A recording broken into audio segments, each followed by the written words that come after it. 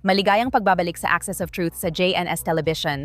Ako si Emily Schrader at ngayong linggo ay nasa Mexico City ako, hindi sa studio. Mamaya magdadala ako ng eksklusibong panayam kasama ang Israeli ambassador sa Mexico tungkol sa kanyang karanasan. Siya ang naging target ng assassination plot ng Islamic Republic of Iran. Pero bago ang panayam, may ilang bagay akong gustong talakayin. Ang mga malalaking balita na nangyari ngayong linggo na hindi ko na mahintay pa ng isang linggo bago ko maibahagi sa inyo.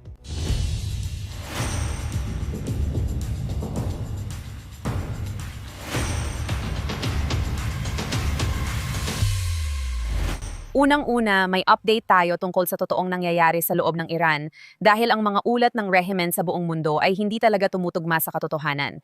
Nag-uulat ang mga doktor, saksi at mga nakausap ko roon tungkol sa kasalukuyang pangyayari.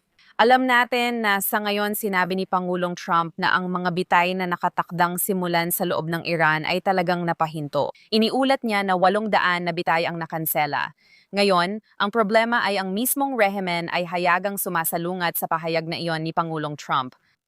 Nakita natin ang mga opisyal ng Judikatura, rehimen at kaalyadong media na hayagang itinatanggi ang napahintong mga bitay. Bukod pa rito, alam nating halos araw-araw may mga bitay nitong nakaraang linggo.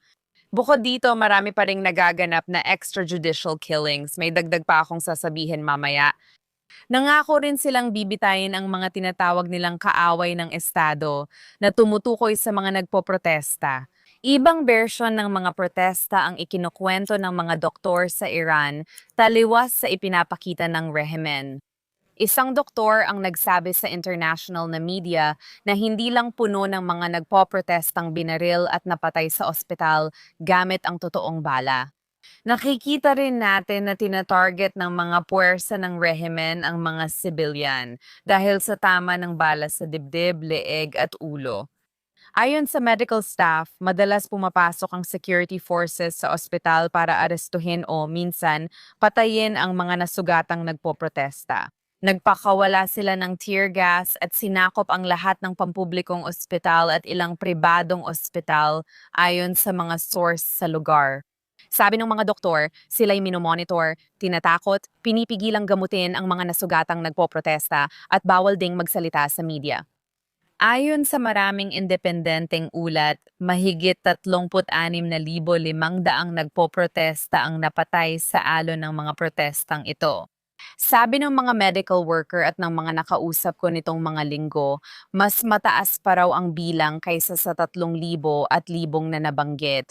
Dahil ginagawa ng rehimen ang lahat para itago ang kanilang mga krimen. Isa ito sa mga dahilan kung bakit walang connection sa internet, maliban na lang sa mga may special na access. Mahigit 20 araw na silang nasa loob ng rehimen at kahit sinasabihan si Trump na itigil ang pagbitay, kabaligtaran naman ang ginagawa at sinasabi ng mga opisyal sa publiko. Kamakailan nagbanta muli ang matataas na opisyal at pro-gobyernong outlet dahil sa suporta ng United States sa mga nagpoprotestang Iranian at Israel. Kasama na ang malinaw na babala sa anumang pagganti laban sa mga ari-arian at interes ng Amerika sa gitnang silangan. Noong nakaraang linggo, may mga opisyal ng rehimen na nagbanta kay Pangulong Trump. Ngayon na may mga pagbitay sa mga nagpoprotesta matapos ang mga protesta na lalong nakakabahala sa kasalukuyang situation. Isa sa mga naging target ay si Hamid Hamidian, na personal kong kilala. Ang huling post ni Hamid sa X ay direktang nanawagan kay Pangulong Trump na suportahan ang mga Iranian. 2 araw matapos ang tweet, binaril at napatay siya sa protesta. Hindi ito mga random na pangyayari. Ang mga tao, ang publiko, ang mga sibilyang nagpoprotesta ay kinikilala at tahimik na inaalis kapag wala na ang mga camera. Ito ang dahilan kaya pinapatay ng rehimen ang internet habang nangyayari ito. Ito ang susunod kong kwento na gusto kong pag-usapan. Habang pinapatay ang mga Iranian sa kanilang bansa, nagsasagawa ang Islamic Republic ng koordinadong operasyon sa ibang bansa para kontrolin kung paano nauunawaan ng mundo ang mga nangyayari sa Iran. Sinusubukan nilang kontrolin ang kwento na isa sa mga dahilan kung bakit halos 3 linggo nang walang internet. Ang tanging mga tao na may access sa internet ngayon, maliban na lang kung nakahanap sila ng paraan, ay yung mga may tinatawag na white SIMs. Nagbigay ang rehimen ng na-filter na internet para sa mga tao sa loob nito. na syempre nagpapakita ng baluktot na pananaw at realidad ng kung ano talaga ang nangyayari sa loob ng Iran. Ngayon, isang kumpanya na tinatawag na Golden Owl ang nagsagawa ng isang pananaliksik upang imbestigahan ang ilan sa mga operasyon ng impluensya na ito at narito ang isang update tungkol sa kanilang natuklasan nitong nakaraang linggo. Malinaw mula simula ng investigasyon ng Golden Owl na hindi ito natural na online na discussion. Isa itong organisado at nakaayon sa estado na operation ng information or talagang disinformation na isinasagawa sa malawakang paraan. Pangunahing isinasagawa ito sa X or yun ang iniimbestigahan ng Golden Owl at nakatuon ito lalo na sa mga tagapanood sa kanluran, hindi sa mga Iranian na nasa loob ng bansa. Inanalisa ng Golden Owl ang libu-libong X account at natukoy ang two-tier network kung saan may ilang daang originator account sa gitna nito. Sila ang naguulit or lumilikha ng mga naratibo na nais ipalaganap ng Islamic Republic at pagkatapos ay pinalilibutan sila. Mayroong libu-libong amplifier na mga account na mabilis na nagre-retweet or nagre-repost, nagla-like, nagko-comment at itinutulak ang parehong naratibo, ang parehong nilalaman sa magkakaugnay na alon ng kampanyang ito ng disinformation.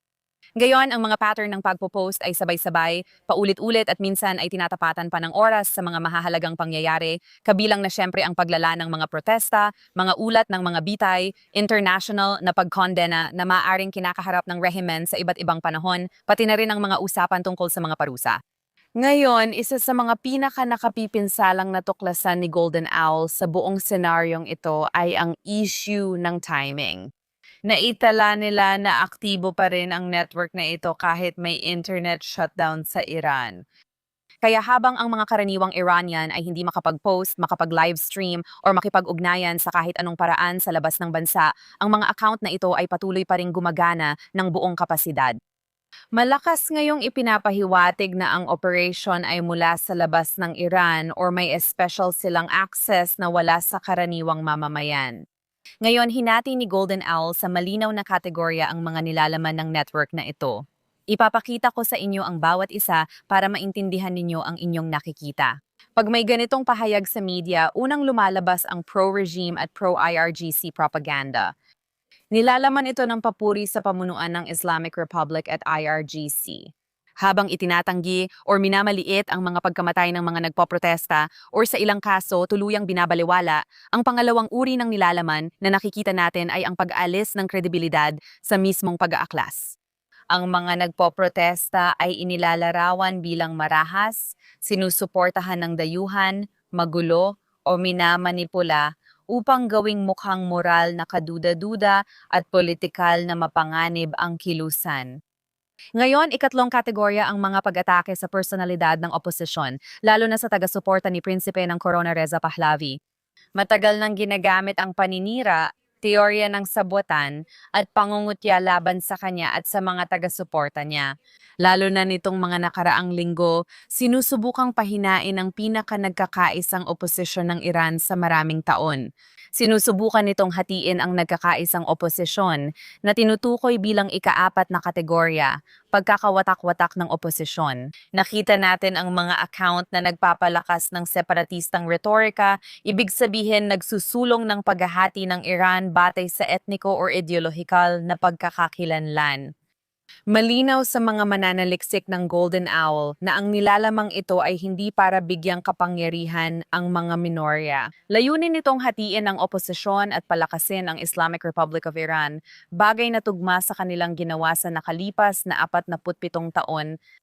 Ang ikalimang kategorya ay mga mensaheng laban sa kanluran at sa mga Hudyo.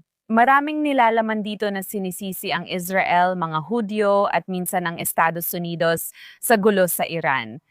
Inililihis ang atensyon mula sa karahasan ng rehimen sa loob ng bansa. May mga taong nagtitweet sa mga account tulad ko, nagmumura, nagbabanta ng kamatayan, at nagsasabi ng masasamang bagay. Meron din tayong ika-6 na kategorya na tumutukoy sa Western na naratibo. Maraming account ang nagsabing nasa United States, United Kingdom, Germany, at Canada ang lokasyon nila kahit gumagamit ng VPN ayon sa kanila. Muling pinatutunayan na ang target ng operasyong ito ng impluensya ay mga mamamahayag, policymaker or aktivista. Sa madaling salita, ang kanluraning publiko, hindi ang publiko sa Iran. Mahalagang maintindihan ito dahil hindi mo makukuha ang totoong kwento mula sa Islamikong rehimen ngayon. Natukoy din ng Golden Owl ang ilang behavioral markers ng koordinado or semi-automaticong control tulad ng hindi natural na dalas ng pagpo-post. Pariralang lumitaw sa libu-libong tweet at sabay-sabay na pagdami ng nilalaman sa iba't ibang time zone. Sa madaling salita, narrative warfare ang ibinunyag ng Golden Owl. Mayroong pisikal na panunupil sa loob ng bansa laban sa mga mamamayang Iranian, kasabay ng paglilinis ng impormasyon na nangyayari sa ibang bansa, kaya ang layunin nila ay patahimikin ang mga nagpoprotesta sa loob ng Iran. At pagkatapos ay binabaha ang iyong timeline ng maling information tungkol sa mga nangyayari. Lahat ng ito ay pinalakas pa ng ganap na internet shutdown sa Tehran. Sila ang namumuno sa usapan sa London, Paris o Washington gamit ang mga propagandista tulad ni Trita Parsi ng National Iranian American Council. Ngayon muling nangyayari ang narrative laundering sa aktwal na oras. Ang panunupil sa Iran ay tinuturing nilang katatagan at ang karahasan ng Estado ay pinalalabas na pagpapatupad ng batas. Ito ang magdadala sa akin sa susunod kong kwento. Gusto kong pag-usapan ng mabilis lang, pero mahalagang banggitin ang media tungkol sa Iran. Isa itong patuloy na pagkukulang na halos kapareho ng nakikita natin pagdating sa Israel at sa kanilang pag-uulat. Ngunit ang pinakamalakas na batikos ngayon ay laban sa British Broadcasting Corporation, lalo na sa social media at komentaryo. May mga taong nagtatanong kung bakit ang malalaking protesta na sa kaso ng London ay iniulat na umabot sa 100,000 katao, pati na rin ang malawakang pagpatay sa loob ng Iran at ang matagal na pagkawala ng internet sa Iran ay halos hindi nabibigyang pansin sa coverage ng British Broadcasting Corporation. Nag-post ang mga manonood ng screenshot ng British Broadcasting Corporation front page at broadcasts na walang balita o tila minamaliit ang tungkol sa Iran. Sa British Broadcasting Corporation wala talagang lumabas. Habang binibigyang pansin ang ibang pandaigdigang balita, kabilang ang mga kaganapan sa Gaza. Sabi ng mga kritiko, hindi sapat ang hirap ng pag-access sa Iran bilang dahilan, bilang mamamahayag, sang-ayon ako rito. Dahil madalas namang gumagamit ng open source na mga video ang mga media outlet, hindi lang iyon, maaari rin silang gumamit ng mga lumang video, hindi nila kailangan ng actual na footage. Para iulat kung ano ang nangyayari sa balita na siyang trabaho nila, maaari silang mag-ulat ng mga testimonya ng mga saksi, maaari silang makipag-usap sa ibang mga aktivistang diaspora na may communication sa kanilang mga pamilya. Ang madalas na nababahala ay ang sobrang pag-iingat ay nauuwi sa self-censorship na nakakatulong sa Islamic Republic of Iran. May issue sa Voice of America Farsi na pinupondohan ng United States taxpayers ukol sa mahalagang bagay na dapat malaman ng publiko sa Amerika. Layunin nito ang magbigay ng bukas na impormasyon sa mga Iranian. Mahalaga itong kasangkapan sa mga mapaniil na rehimen na kulang sa access sa information gaya ng sa Cuba or Iran. Ngunit kamakailan, nagreklamo ang mga mamamahayag at iba pang konektado sa kanila tungkol sa pagsensura ng suporta para kay Prinsipe ng Corona Reza Pahlavi na sistematikong inalis sa mga balita mula nang magkaroon ng bagong pamunuan. Gayon ang mga sigaw, panayam at pahayag na nagpapakita ng tunay na suporta ng masa para sa Prinsipe ng Corona sa loob ng Iran ay aktibong minamaliit or sa ilang kaso inaalis ng Voice of America Farsi. Malawakang binatiko si Ali Javanmadi, pinuno ng Voice of America Farsi dahil sa kaniyang separatistang pananaw. Ang sarili niyang mga pananaw sa politika tungkol sa mga isyong pampolitika ng Iran at pati na rin ang ibang mga Iranian na mamamahayag at mga personalidad sa media ng diaspora ay nagsasalita na rin. Nagagalit sila kay Kari Lake dahil pinili niya ang taong iyon sa posisyon at hinayaan ang personal niyang politika makaapekto sa mga desisyong editorial. Ngayon, libu-libong post na sa social media ang naglalaman ng alalahaning ito. Sa halip na sagutin, pinili ng pamunuan na magkaisa at magsara ng hanay. Si Kari Lake, ignorante man o may masamang balak, ay ipinagtanggol si Ali kahit maraming bumabatikos na hindi na kinakatawan ng Voice of America Farsi ang boses ng mga Iranian. Sa halip ay pinipigilan pa nila ito. Kamakailan, nagdesisyon silang alisin lahat ng tunog sa mga video ng protesta mula Iran. Ginawa nila ito para lang maiwasan ang paratang na sila ay nagsisensor ng suporta para kay Prinsipe Reza Pahlavi. Walang naniniwala dyan. Kari Lake, gawin mo trabaho mo. At ngayon, pag-usapan naman natin ang isang bagay na matagal nang kinaiinisan ng mga Iranian sa loob ng maraming taon. Ang mga opisyal ng rehimen na namumuhay ng marangya sa ibang bansa kasama ang kanilang mga pamilya. Siyempre, ngayon. Sa mga nakaraang episode, nagulat na ako tungkol kay Ali Ansari pero ngayong linggo, nalaman natin kung gaano talaga kalawak ang kanyang network. Isiniwalat ng Financial Times na si Ali Ansari, isang Iranian banker na pinatawan ng United Kingdom ng parusa dahil sa umano'y koneksyon sa IRGC, ay nakapagpatayo ng imperyo ng mga ari-arian sa Europa na nagkakahalaga ng 400 milyong euro. Na-freeze na ng mga autoridad ng Britanya ang kanyang mga ari-arian sa United Kingdom, kabilang ang portfolio ng ari-arian sa London na halos 150 milyong pounds ang halaga. Pwede mong panoorin ang episode na yon kung saan ipinaliwanag ko paano niya nagawa iyon. Pero mas marami pang nabunyag ang bagong investigasyon ng Financial Times. Kasama sa kanyang mga ari-arian sa Europa ang isang marangyang golf resort sa Mallorca, isang ski hotel sa Austria, ilang mamahaling hotel sa Frankfurt, at isang malaking shopping center sa Germany. Lahat ng ito, syempre, ay nakatago sa likod ng mga offshore shell company sa mga lugar tulad ng St. Kitts and Nevis or Luxembourg. Sa ganitong mga kaso, maaring di natin alam ang pinagmulan ng bawat dolyar, pero alam natin yon. Ginagamit ng rehimen ang elite nila para gumawa ng komplikadong estrukturang pinansyal at offshore na entidad.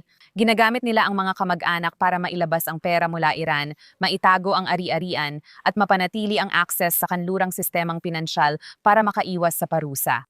Kamakailan, nakita natin ito sa marangyang kasal ng anak ni Ali Shamkhani sa Estados Unidos. Ngayon, bumalik ang atensyon sa pamilya Larajani, isa sa pinakamakapangyarihang dinastiya sa Islamic Republic. Nasa Estados Unidos si Fatima Larahani na kamakailan ay nagtatrabaho sa Emory University. Natanggal siya sa trabaho matapos malantad at makatanggap ng batikos na tama naman, pero hindi dapat doon magtapos. Ito ay isang tao na hindi dapat pinayagang makapasok sa Estados Unidos sa simula pa lang. Kailangan siyang ipa-deport. Tingnan din natin ang United Kingdom. Nasa United Kingdom si Hadi Larahani, bukas na namumuhay at nagtatrabaho bilang propesor ng filosofiya sa isang universidad sa Scotland at may mga posisyong akademiko. Habang ang kanyang pamilya ay malalim ang pagkakaugat sa hudikatura at estruktura ng kapangyarihang pampulitika ng Iran. Isa pang kamag-anak ni Larahani ay opisyal ng Pil-Sorted Holding at may British na nasyonalidad. Bakit may British, Canadian, or American citizenship ang mga anak ng opisyal ng rehimen? Hindi natin alam ang pinagmulan ng bawat dolyar sa mga kumpanyang ito, pero alam natin paano gumagana ang rehimen. At alam natin na umaasa ang mga elite ng rehimen sa mga miyembro ng kanilang pamilya.